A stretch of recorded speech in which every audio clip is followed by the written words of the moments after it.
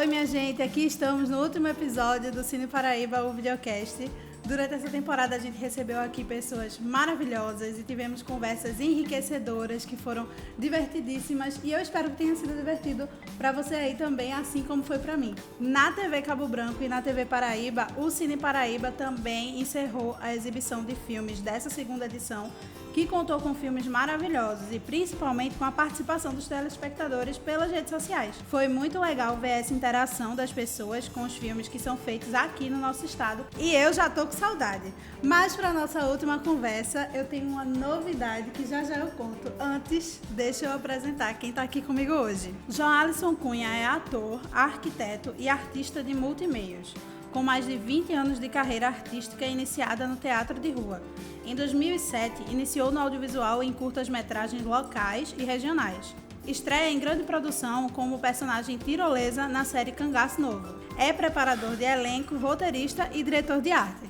Bem-vindo, Joalisson. Obrigado. Para começar, eu queria saber um pouquinho como foi o teu início de carreira. Eu não tenho uma formação clássica, né, de ator. Eu comecei experimentando na escola, na igreja, nos grupos culturais de bairro, quadrilha, da periferia daqui da cidade de João Pessoa, no Roger. Então eu sempre tive esse tino para a expressão da corporal. E aí onde tinha espaço para se expressar, precisasse de algum tipo de encenação, eu estava no meio, eu estava ou desenvolvendo, ou organizando e até mesmo participando. Mas, assim, lembrando direitinho, existe uma base mais antiga, que é minha família, minha mãe, né, que fez curso de teatro e nunca se apresentou, mas eu ia com ela para as aulas de teatro. Eu acho que isso também deixou muita referência e muita história dentro de mim, né? Eu faço parte de um bairro muito cultural na cidade de João Pessoa, com várias escolas de samba, quadrilhas juninas, terreiros, lapinha. E meus pais participavam disso, a minha família participava disso. E eu meio que herdei como herança eu tive essa herança cultural, que depois aflorou numa atividade artística como ator. Mas tudo isso fez parte da minha formação, né? Essa vontade de expressar culturalmente o meu indivíduo, né? Mas tem um arquiteto aí no meio, me explica essa história. Eu, de família pobre, né? A gente quer sair da pobreza e aí procura alguns meios, e aí eu fui para a escola técnica, que era uma possibilidade de ter uma formação técnica, trabalhar e estudar. E lá eu descobri o curso de edificações, que apesar de técnico tem muita participação com criação e uma proximidade com o curso de arquitetura. Os professores, maioria engenheiros, arquitetos, e a parte de criação da arquitetura, a parte do desenho, a parte das cores, das formas, era a que mais me instigava a querer ser, né? E, sendo bem sincero, eu queria era ter dinheiro, eu queria sair da pobreza e queria ter uma profissão, e o que me instigava na arquitetura era essa possibilidade de criação. E aí eu fui para o UFPB, passei na arquitetura, fiz, gosto da profissão, mas concomitantemente eu sempre fiz atividades artísticas, como eu falei, né? Da igreja, na quadrilha junina, na escola de samba. Estava ali fazendo muito como hobby, como realização pessoal, não pensando profissionalmente. Até o ponto que essa coisa do hobby foi ficando mais séria. Eu passei no primeiro teste para a Paixão de Cristo, aqui na cidade de João Pessoa, que, para quem conhece, as Paixões de Cristo daqui da cidade eram concursos, né, de texto, de direção e de atores. A gente passava por uma seleção e eram absurdas, assim, muito diferentes. Atores iniciantes trabalhavam com atores profissionais, né, e é uma experiência que toda a cidade vivia e era tradição na cidade de João Pessoa. E aí a Paixão de Cristo começou meu processo de profissionalização. Comecei a conviver com todos esses atores e profissionais da área. Fiz 10 ou 12, não lembro, Paixões de Cristo em sequência. Fui convidado a participar de um grupo de teatro, de um diretor chamado Marcos Pinto. E aí, daí as coisas foram desenrolando, né? Foram crescendo até o ponto de eu ter o meu registro profissional, uma carteira de trabalho de ator, né? E aí eu fui dividindo a minha vida entre ser arquiteto, professor e ator, né? Fui ver daí até onde dava. E hoje eu estou apostando na carreira de ator. Me sinto feliz, me sinto bem realizado, apesar de bem difícil a profissão. E quando foi assim o momento que virou a chavinha de é isso, minha profissão é ser ator, é isso que eu quero para minha vida. O ponto da virada, eu acho que foi quando eu vi que eu poderia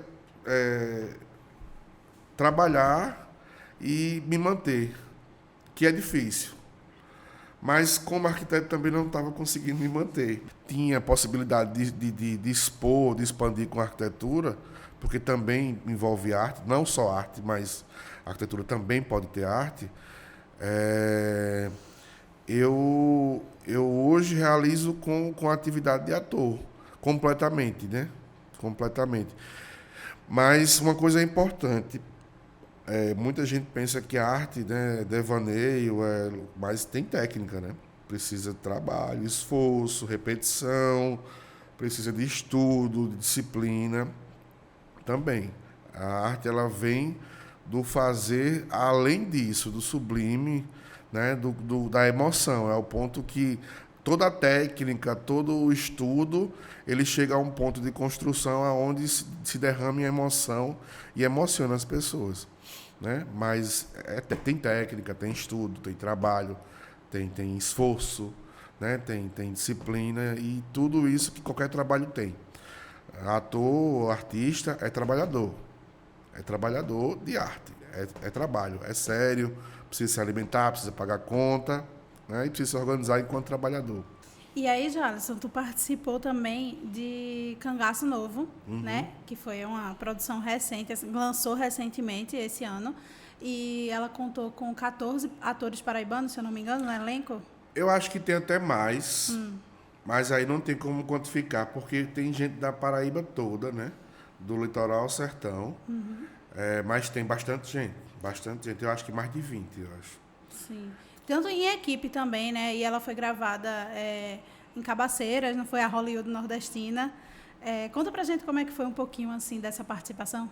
Há mais de 10 anos, né, eu já fazia audiovisual, com curtas-metragens aqui locais, e sempre participei desse processo de seleção, de teste, né, tentando um espaço maior de exibição do meu trabalho, né, como ator.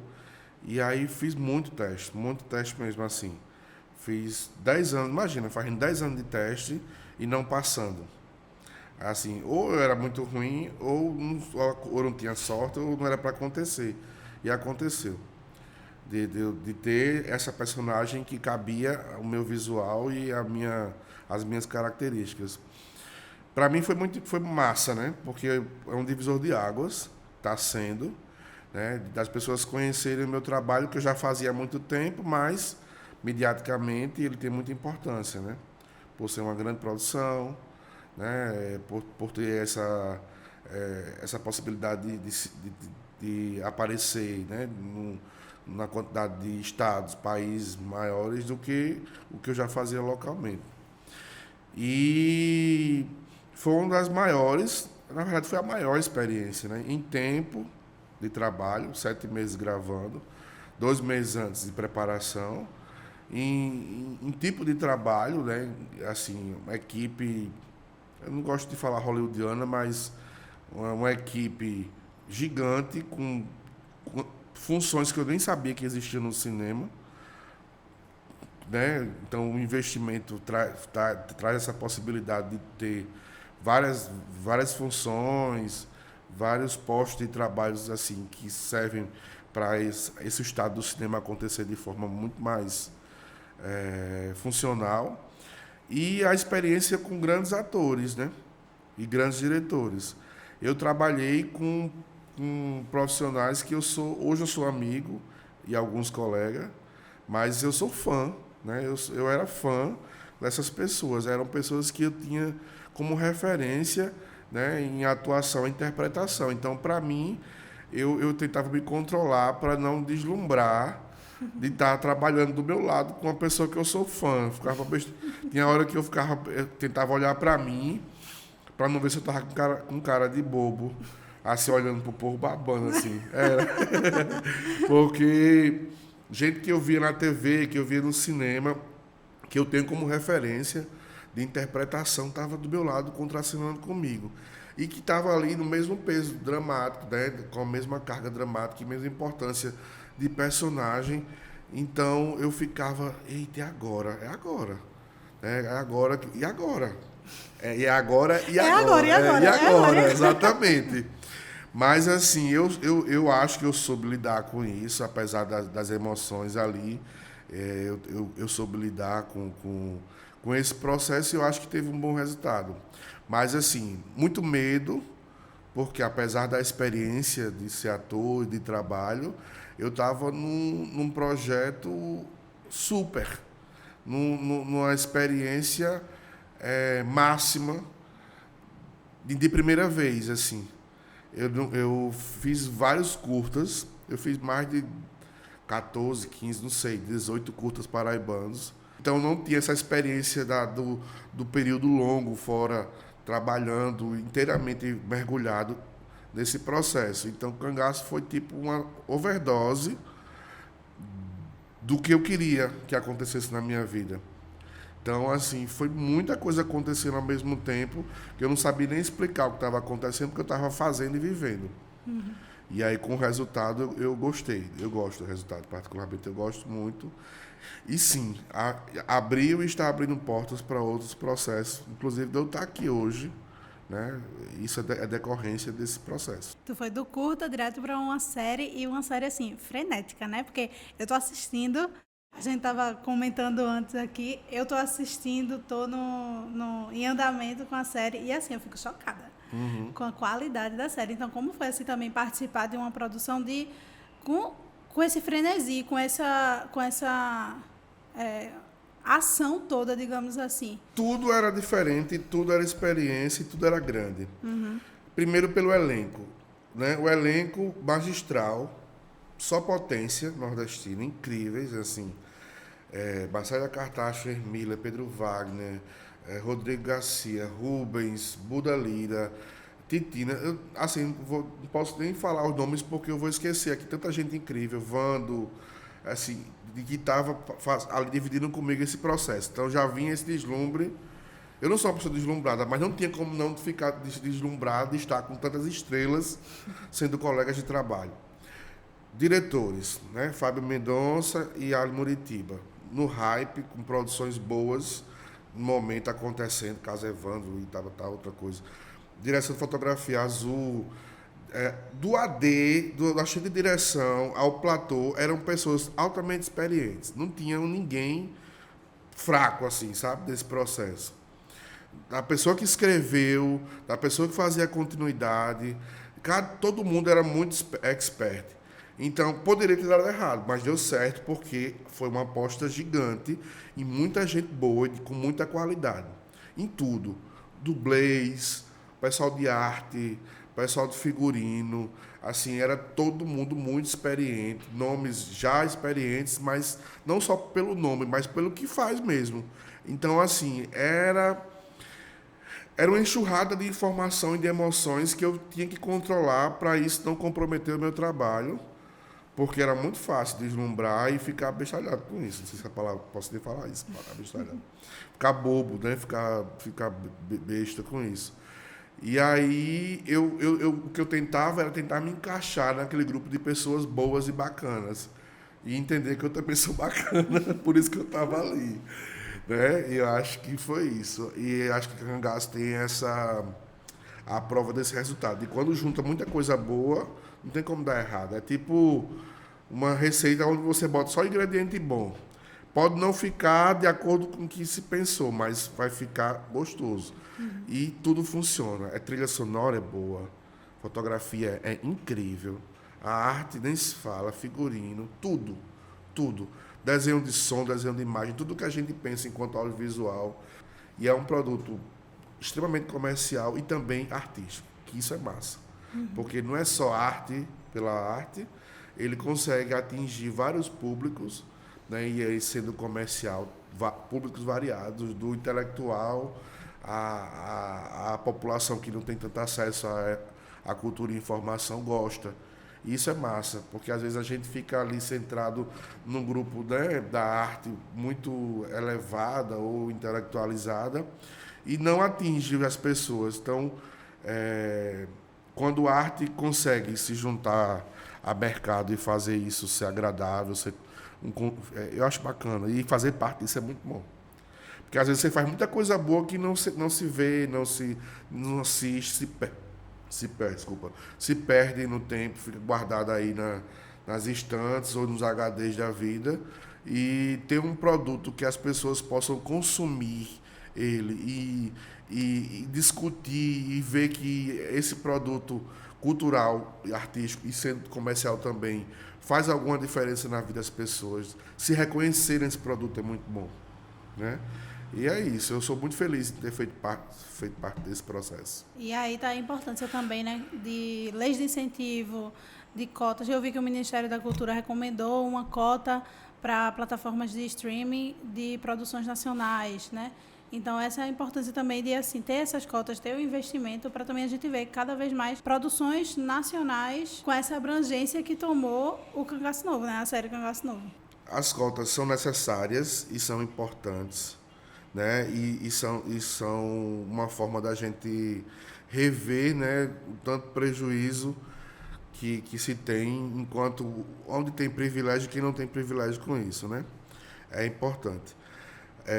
Mas uma coisa interessante é que eu acho que o streaming, a TV, tem suas formas comerciais, né, para ganhar dinheiro, mas entender que a arte, né, e a realidade, elas podem também ser comerciais valiosas, mostrando a cara real e não estereótipos. Né? Se estereotipa muito, né, o Nordeste, a figura nordestina, o próprio Nordeste, né, o nome Nordeste, né, a região, a gente é estereotipado, porque ninguém chama, por exemplo, o pessoal, um ator de São Paulo, o ator do Rio, ninguém diz, eu não sou um ator sudestino, eu sou um ator brasileiro, né? Mas a gente é ator nordestino. Eu tenho orgulho de ser, mas eu sou um ator brasileiro, né?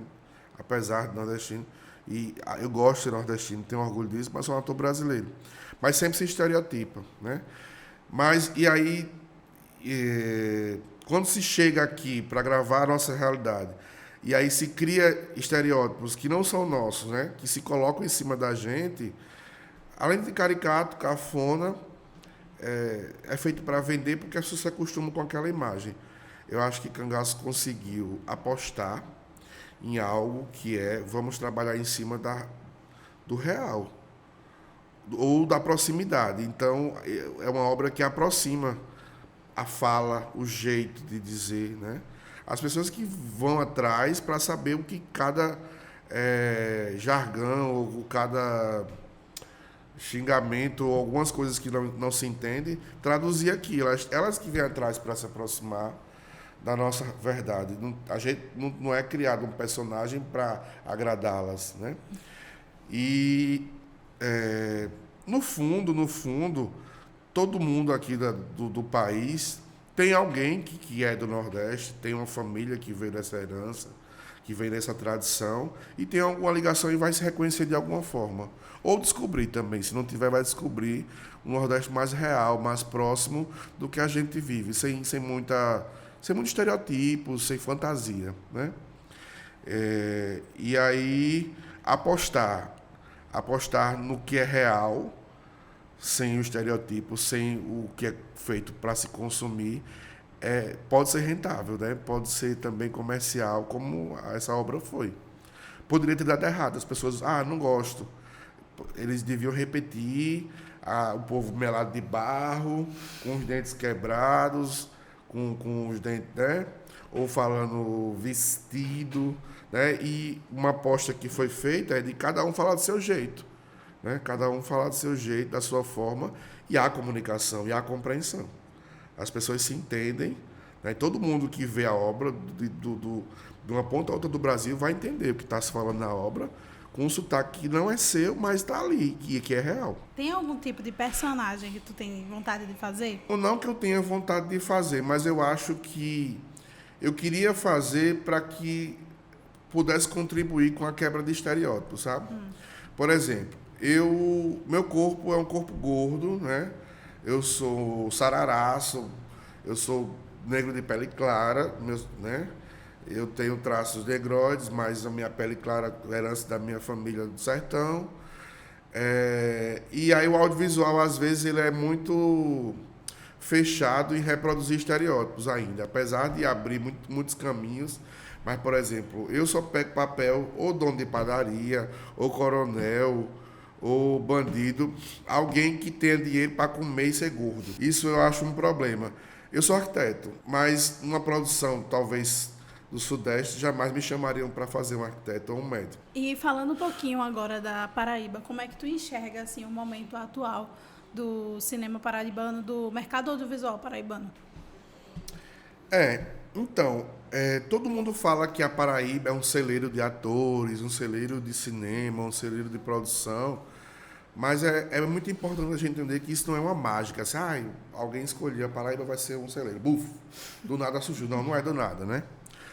Se a gente tem uma história hoje de grandes atores ou de uma produção interessante, é porque alguém fez algo no passado para que se construísse. Então, nós temos um movimento político e cultural antigo, de vários anos, de grupos de teatro, de grupos de artistas que lutaram por espaços culturais, como o Santa Rosa, como a Escola Piolim, pelo Paulo Pontes, grupos como o Grupo Bigorna, a Companhia Oxente, Companhia Paraibana de Comédia, de pessoas que lutaram para manter a arte viva e sobreviver dessa arte, e isso fortalece a construção de novos atores. Então, nós somos resultados de muita gente que lutou para que isso acontecesse. Então, se a Paraíba hoje é um celeiro de grandes atores, é porque muita gente lá atrás, que não tinha visibilidade nenhuma, construiu isso para a gente.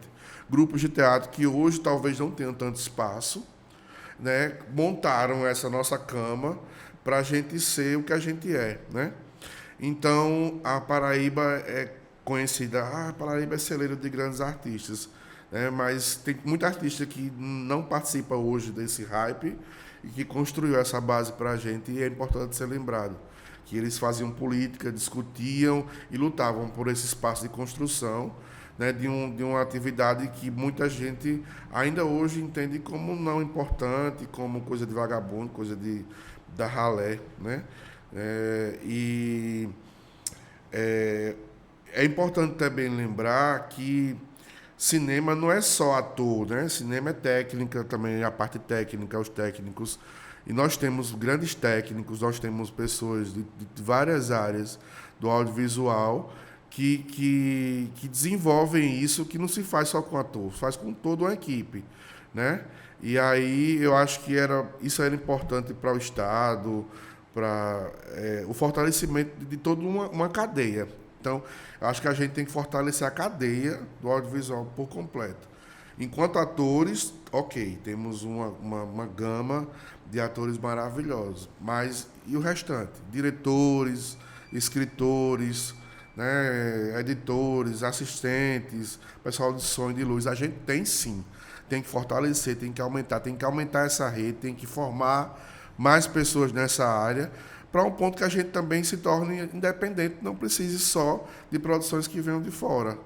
Agora, minha gente, eu contei lá no início que tinha uma novidade, mas deixa eu desenvolver melhor. É o seguinte, a TV Globo tem uma iniciativa para as afiliadas enviarem ideias, sugestões de projetos que participam de uma seleção, e as afiliadas que são aprovadas nessa seleção, né, que têm a sua ideia aprovada, elas têm a oportunidade de desenvolver esse projeto. Então, a novidade desse ano é que um dos projetos aprovados foi o da Rede Paraíba, com as TVs Cabo Branco e Paraíba. Está em produção o filme O Sertão Vai Virar o Mar, que está sendo desenvolvido em parceria com a produtora All Screens Films. E a previsão é de exibição para o primeiro trimestre de 2024.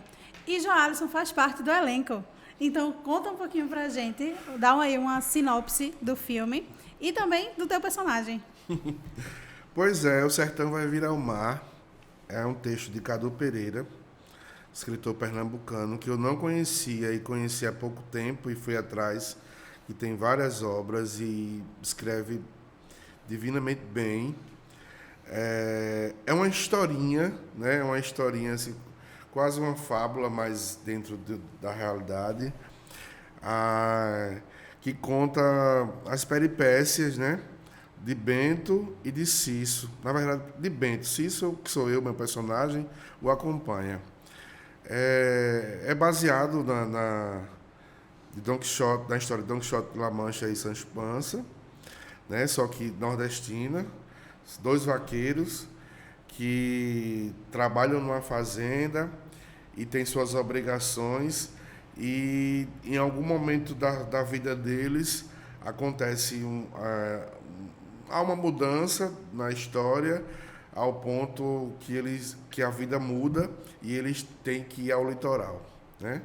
Eu estou pensando aqui, falando devagarzinho, para não dar spoiler, né? Para não contar a história e depois dar problema.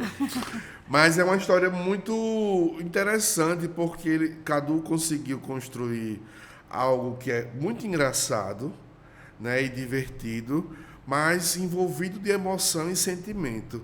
Então, vocês, quando verem o resultado, vão estar rindo e, de repente, vai estar parado, se emocionando, vendo quanta beleza com a sua escrita. É um texto muito, muito bonito. Assim. A gente começa a rir e termina chorando. E não é um choro de tristeza, é um choro de emoção, de muita beleza. A equipe maravilhosa, o diretor Rodrigo César, de uma experiência incrível com produtos de TV, né, e cinema, de uma habilidade e de um trato com os atores fora do comum. Rodrigo tem uma coisa de saber escolher muito bem o elenco, porque ele sabe o que é as respostas que ele quer. E a gente, quando estava no momento de gravação, percebeu isso, como ele escolheu bem cada personagem para um produto que foi feito rápido, né? Foi bem rápido, mas é uma história grande, é uma historinha, mas que se passa do sertão ao litoral. Eu sou o Cício, que tem o apelido de Pança, que é o fiel companheiro do Bento, que é o protagonista. Eu sou co-protagonista, coadjuvante, estou ali com ele o tempo todo. Ele é o personagem principal, eu estou a remedo dele, ali do lado dele, acompanhando. O Bento, ele é o sonhador, que é o personagem principal. Ele é o sonhador, ele é o valente, que não tem limites na sua valentia, beirando a loucura, porque ele não tem limites. E o Cício é a consciência, é o que puxa ele para o chão e diz, não vá não, que você se prejudica.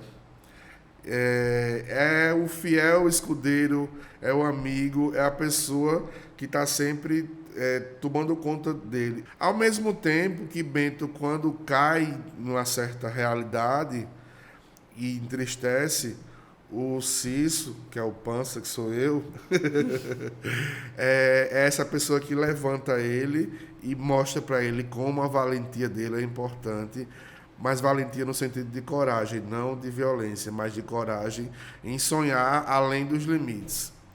E o Cício admira muito o Pança, né? É um tipo de amor, um amor de amizade, né? Um amor que não é o Eros, é o amor frater, de fraternidade, de amizade. Eles se completam. É muito fofo, assim.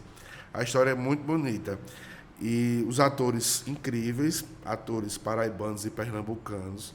Mais uma vez, atores que eu sou fã e que eu tive a sorte de trabalhar como colegas de cena, como Buda Lira, Jamila, o próprio Tai Lopes, o Lucas Veloso, né, o filho do Shaolin, a Dani Barbosa, o Geiso, Mário Cabral, do Mar de Luta, entre outros, Paulo Pontes, do pernambucano também. Assim, eu sempre tenho problemas, porque eu não vou lembrar o nome de todo mundo, e eu admiro todo mundo, mas todo mundo que estava ali eu tenho muita admiração. E assim eu tive sorte de ser escolhido. Sorte não, porque eu sou talentoso. É isso aí, vamos seguir, né? Mas assim, eu tive a sorte de estar com eles, com aquelas pessoas nesse momento, e os nossos caminhos se cruzarem nesse projeto. Foi um projeto massa, nunca tinha feito algo do tipo, com uma estética de cinema-TV, né? Um telefilme, é um filme feito para a TV. Então tem uma outra velocidade, tem um processo de produção mais que industrial. E aí, para mim, foi muito boa a experiência de aprender em set como se fazer. Né? Acho que foi um ensaio para quando eu fizer novela na Globo. Me contrata, ó, tô na casa, hein?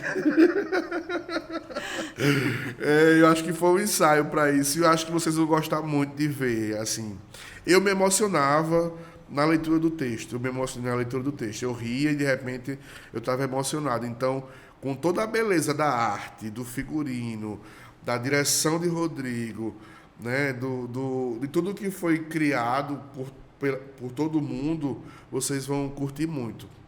É algo que parece bobo, fofo, mas que toca muito pela emoção. E o que é que tu viu assim de diferente por ser pela tua experiência? Sim. Porque é um filme que ele é feito para televisão, né? Nesse caso, tu sentiu alguma diferença? O formato, né, o próprio formato da TV, de close, de super close, que é muito bom para a gente como ator, porque pega o nosso rosto, as nossas emoções, algo que a gente sempre desejou mostrar, né, que a gente sabe fazer, que é expressar, né, bem os sentimentos. Isso também pode ser um risco se for mal feito.